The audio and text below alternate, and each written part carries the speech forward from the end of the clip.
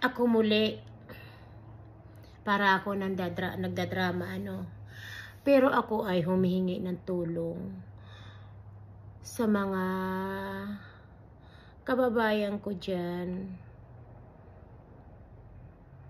Okay. Sana maintindihan ninyo ako.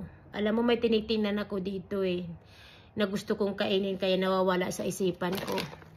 Ito ang sarap kong kainin talaga. Ang sarap-sarap. Ayan ang sarap na talaga ito. Ito lang yung pork crackling na binibili ko sa Asian shop na number 1 na gustuhan ko. Yung iba hindi ko nagugustuhan, ito malasa talaga. Anyhow, wag kang magsiselos. Wag kang maiinggit. At wag mong pagsisilusan ang kapitbahay mo, o kapatid mo, o pamangkin mo, o sino pang pilato. Dahil ang selosa, walang napupuntahan. Yung inggitira, walang napupuntahan. At kung mahilig ka mangaway, ay talagang lalayo sa'yo ang tao. Katulad ko, halimbawa, ikaw pinagsisilusan mo. Ang taong pinagkatiwalaan ko. Inaaway mo ang taong pinagkatiwalaan ko. Chinichismis mo ang taong pinagkatiwalaan ko. Huwag mong gagawin yan. Huwag mong pagsisilusan kasi ako, kahit kadugo ko, kung hindi ko naman pagkatiwalaan at panay pera lang habol sa akin, hindi ko tinutulere yan.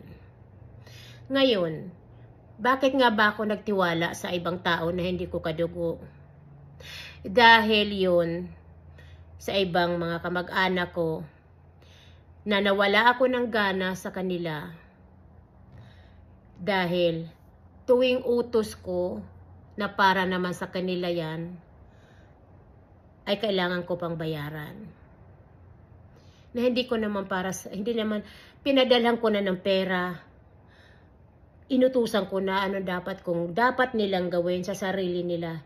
Hindi lang yung pera na pera-perahan na, ito ay pera na milyon ng pinag-uusapan.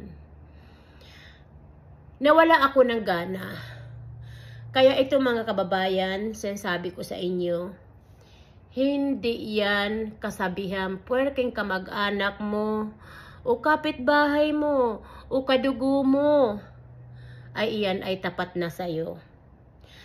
Yung mga kadugo na yan, at mga kapitbahay na yan, hindi yan magsusuporta sa'yo. Katulad ko, naranasan ko yan. Ako mismo si Ruthie Peters, napatunayan ko yan sa mga kamag-anak ko, sa mga kapitbahay ko doon sa Pilipinas. Which wala naman talagang kapitbahay sa Pilipinas kasi wala naman nagkilala sa akin doon because 14 years old pa lang ako, nandito na ako sa Australia. Pero siyempre nandoon pa rin yung mga kwentuhan, kung kanino akong anak, kung kanino akong anong apelyido ko, something like that.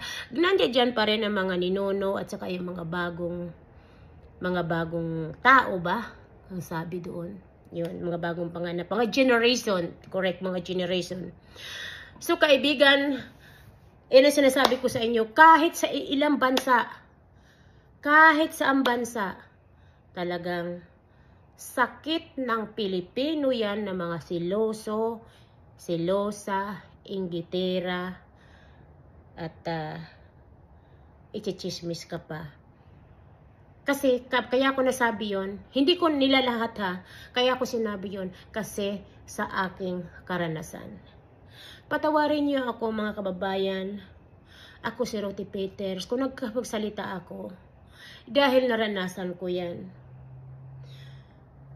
Kahit ka-close kong kaibigan, 2 kaibigan ko, gintraidor nila ako. Dahil lang sa inggit, selos. Pinagbawalan nila ako mamigay ng tulong sa Pilipinas.